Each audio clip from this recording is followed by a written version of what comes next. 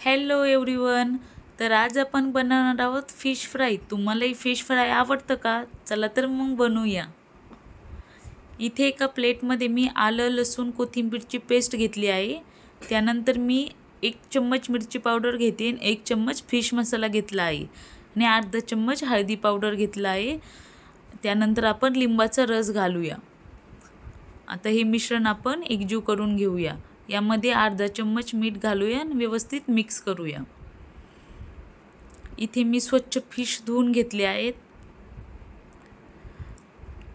आता या फिशला आपण तो मसाला लावूया. दोन्ही साईडनी व्यवस्थित लावायचं आहे. त्यामध्ये तो मसाला मुरला पाहिजे. असं एक एक करून आपण सगळ्या फिशला मसाला लावून घेऊया आणि 5 मिनिट आता या फिशला आपण रेस्ट करायला ठेवूया. तोपर्यंत कोटिंगची तयारी करूया. एका प्लेटमध्ये मी तांदळाचं पीठ घेतलं आहे. त्यानंतर रवा घेतला आहे. बारीक रवा घ्यायचा आहे. त्यामध्ये थोडंसं मीठ घालायचं आहे आणि अर्धा चम्मच हळदी घालायची आणि 1 चम्मच मिरची पावडर घालायचं आहे. शक्यतो मीठ कमीच घालायचं आहे आपल्याला यामध्ये. आता हे व्यवस्थित मिसळून घेतलं आहे. आता एका पॅनमध्ये आपण तेल घेऊया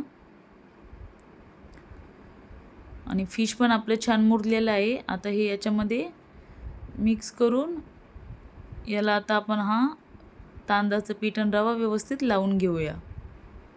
दोन्ही साईडनी व्यवस्थित लावायचं आहे आणि पॅनवरती ठेवूया. सगळ्या फिशला व्यवस्थित लावून घ्यायचे दोन्ही साईडनी आणि गॅस आपल्याला कमीच ठेवायचे, फुल गॅस नाही करायचा. आणि यावरती आता आपण 2 मिनिट झाकण ठेवूया. 2 मिनिट झालेले आहेत. आता आपण फिश फ्राय बघूया. आता याला दुसऱ्या साईडने आपण भाजून घेऊया.